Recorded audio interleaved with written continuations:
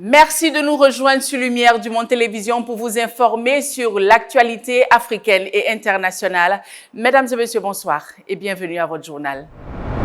À la une ce soir, au Nigeria, la plus grande raffinerie du pays est enfin en marche, construite par le milliardaire Aliko Dangote. La raffinerie Dangote doit permettre au Nigeria de valoriser son pétrole et de produire ses propres carburants. Plus de détails dans ce journal. Suite à l'attaque de drones revendiquée par les rebelles Houthis du Yémen qui a fait un mort à Tel Aviv, le vendredi 19 juillet, l'armée israélienne riposte et frappe le port de la ville yéménite de Hodeïda, tenu par les rebelles Houthis. Un raid aérien qui aurait fait 3 morts et près de 90 blessés. États-Unis présidentiel. Les dirigeants européens rendent hommage à Joe Biden. Le président américain du haut de ses 81 ans a renoncé dimanche à la présidentielle du 5 novembre prochain. Nous en parlons dans votre journal. Encore une fois, bonsoir et soyez les bienvenus. Au Nigeria, la méga raffinerie Dangote près de Lagos, la capitale, est en service depuis 6 mois. Cette usine, la plus grande raffinerie d'Afrique, a été construite par le puissant homme d'affaires nigérian Aliko Dangote. Elle doit permettre au pays de valoriser son pétrole et de produire ses propres carburants, mais le démarrage s'avère compliqué. Les images. La plus grande raffinerie du Nigeria, enfin en marche. 550 000 barils par jour doivent à terme sortir de ce site, situé près de Lagos. Un projet ambitieux, financé par l'homme le plus riche d'Afrique, Aliko Dangote. L'homme est pressé, il veut bouleverser le marché. Le Nigeria est le plus gros producteur de pétrole du continent, mais reste confronté à des prix élevés de carburant. Car le pétrole brut, extrait dans le pays, n'est pas transformé localement en produit fini. Alors avec cette raffinerie, Aliko Dangote entend faire baisser les cours au sein du pays. Nous vendons en dollars et pour contribuer à faire baisser les prix, nous vendons également en naira. Mais malheureusement, la Société nationale nigériane du pétrole et les autres entités continuent à faire leurs transactions uniquement en dollars. Pour produire plus, la méga raffinerie réclame à l'État nigérian un approvisionnement conséquent en brut. Mais difficile de répondre à cette demande pour Abuja, car une partie du pétrole du pays est échangée contre de l'essence. Alors depuis son ouverture en janvier, la raffinerie a dû importer du brut américain et brésilien. Cette conjoncture freine sa croissance. La société du milliardaire est confrontée aussi à une autre difficulté, la qualité de sa production. L'autorité de régulation l'affirme, la teneur en soufre du gasoil produit est supérieure aux limites requises de 200 parties par million. Une affirmation démentie par le PDG. Je suis surpris qu'on dise que nous aurions une mauvaise qualité. Nous et d'autres raffineries modulaires. Notre production, vous l'avez vu et testé, est de 87 parties par million. Et lorsque vous viendrez même lundi, elle sera de 50 parties par million. D'ici la fin de l'année, la raffinerie nigériane entend augmenter sa production pour atteindre 85% de sa capacité. Une nouvelle étape pour mettre fin à la dépendance aux carburants importés.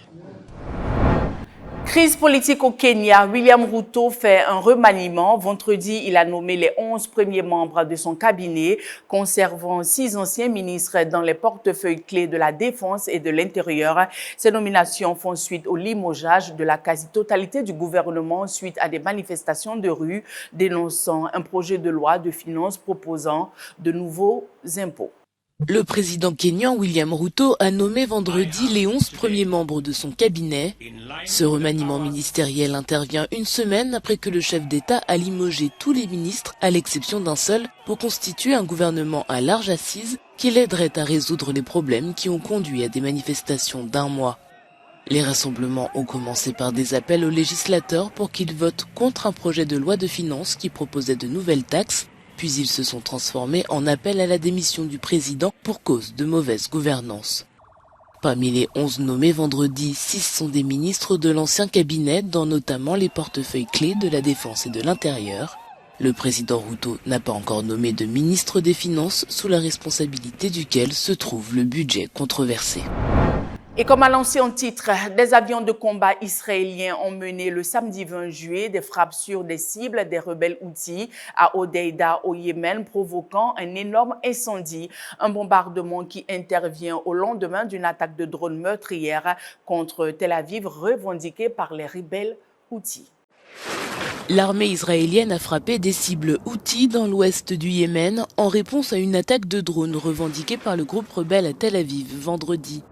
L'armée israélienne a déclaré que plusieurs cibles militaires avaient été touchées dans la ville portuaire de Hodeïda, à l'ouest du pays. Le gouvernement de Sanaa, dirigé par les Houthis, a déclaré que des installations de stockage de pétrole avaient été touchées, ainsi qu'une centrale électrique. Le porte-parole militaire des Houthis, le général de brigade Yahya Sarri, a dénoncé ce qu'il a qualifié d'agression flagrante de la part d'Israël et a déclaré que les forces armées yéménites réagiraient. Le premier ministre israélien Benjamin Netanyahou a déclaré que Hodeïda n'était pas un port innocent, ajoutant qu'il s'agissait du principal point d'entrée au Yémen des armes fournies par l'Iran, principal bailleur de fonds des Houthis. Les Houthis ont lancé à plusieurs reprises des drones et des missiles en direction d'Israël tout au long de la guerre de 9 mois contre le Hamas, affirmant le faire par solidarité avec le peuple palestinien. Ailleurs dans l'actualité, aux États-Unis, Joe Biden ne sera plus président d'ici quelques mois. Le chef d'État américain a annoncé le dimanche 21 juillet qu'il retirait sa candidature à l'élection présidentielle américaine de novembre prochain, fragilisée par les doutes sur son acuité mentale. Une décision qui a suscité plusieurs réactions parmi des personnalités politiques à travers le monde qui ont salué le bilan de Joe Biden à la présidence américaine, mais aussi sa difficile décision de retirer sa candidature à la présidentielle américaine. Des hommages dans toute l'Europe à destination de Joe Biden qui a annoncé dimanche qu'il se retirait de la course à la présidence. Il a déclaré que son mandat de président avait été le plus grand honneur de sa vie et a accordé son soutien à sa vice-présidente Kamala Harris. Il a précisé qu'il s'adresserait à la nation dans le courant de la semaine pour donner plus de détails sur sa décision.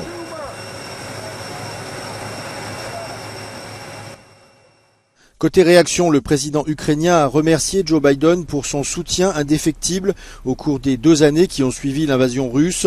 Nous serons toujours reconnaissants au président Biden pour son leadership, a-t-il déclaré, ajoutant qu'il respectait la décision difficile mais forte prise aujourd'hui.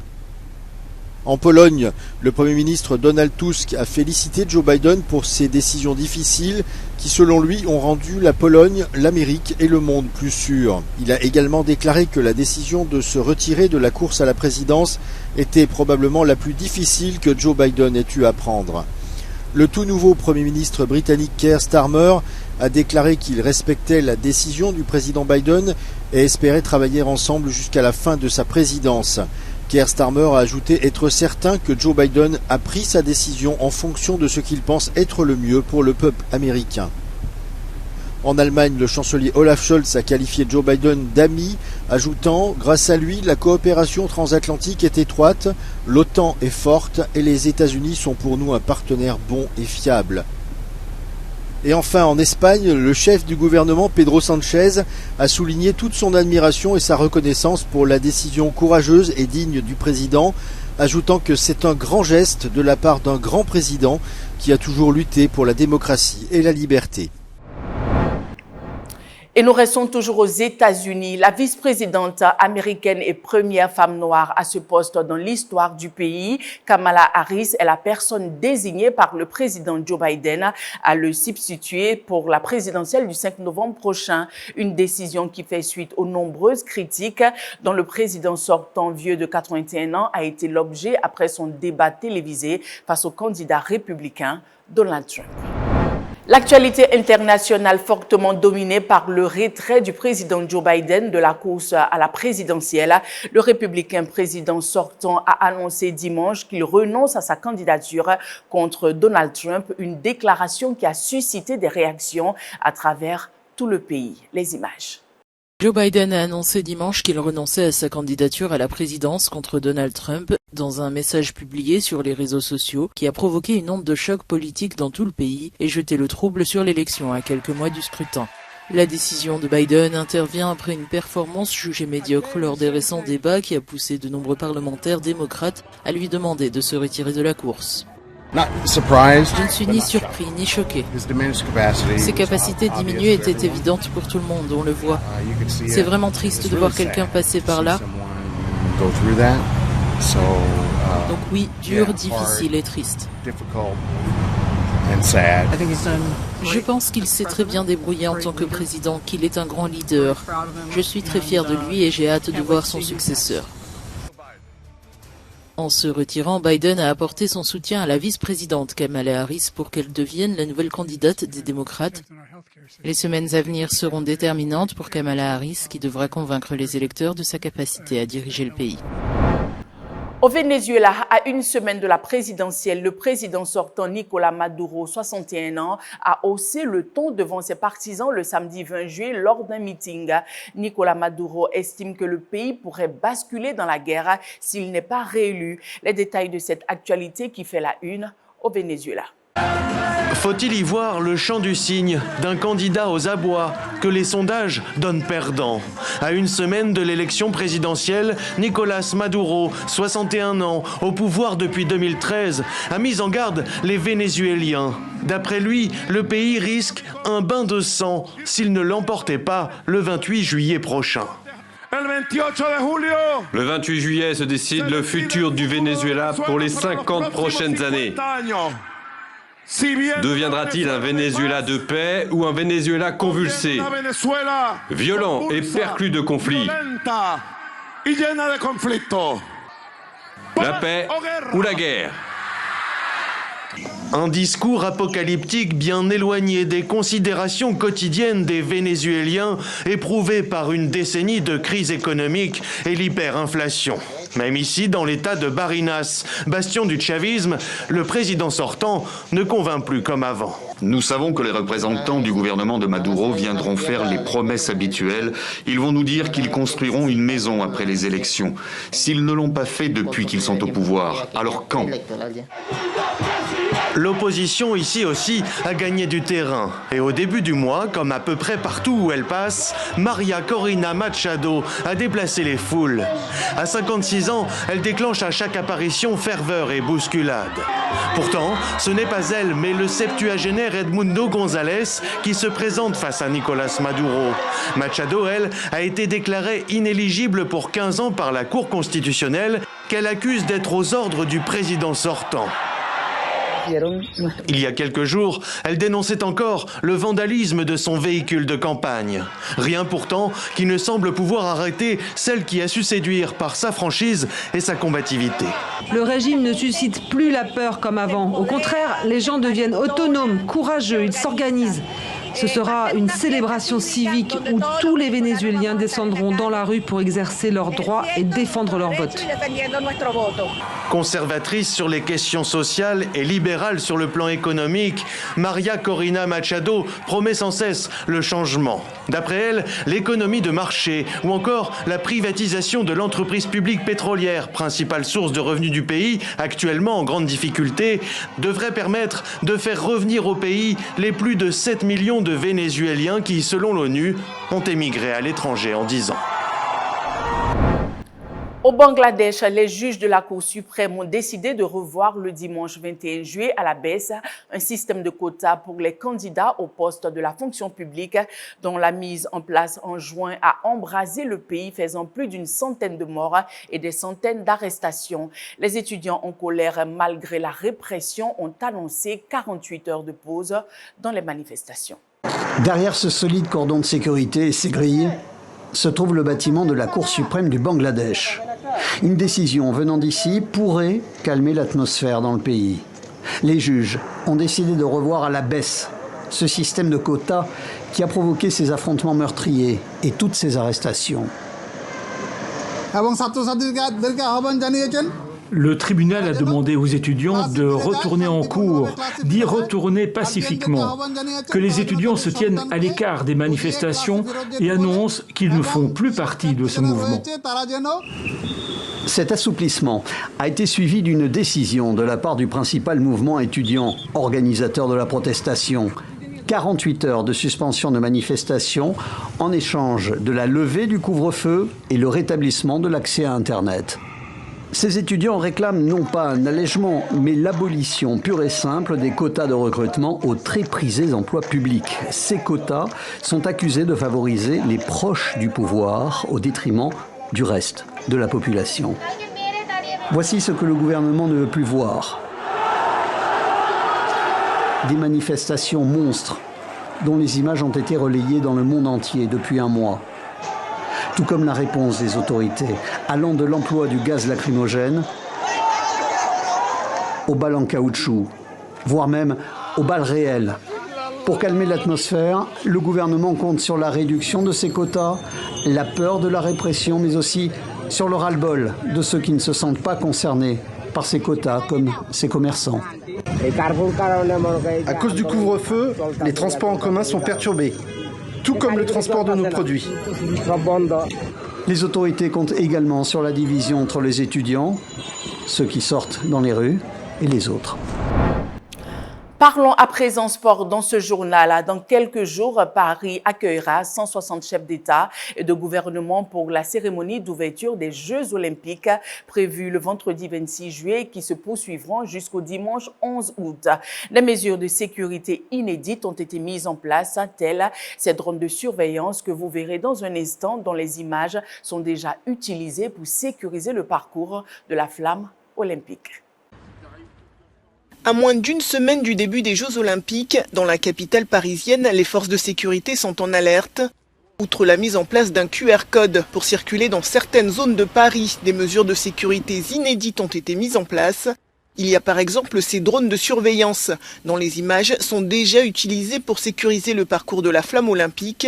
Il y aura également des plongeurs de combat pour inspecter la centaine de bateaux prévus pour la parade de la cérémonie d'ouverture, ou encore des chiens renifleurs pour aider à détecter les explosifs.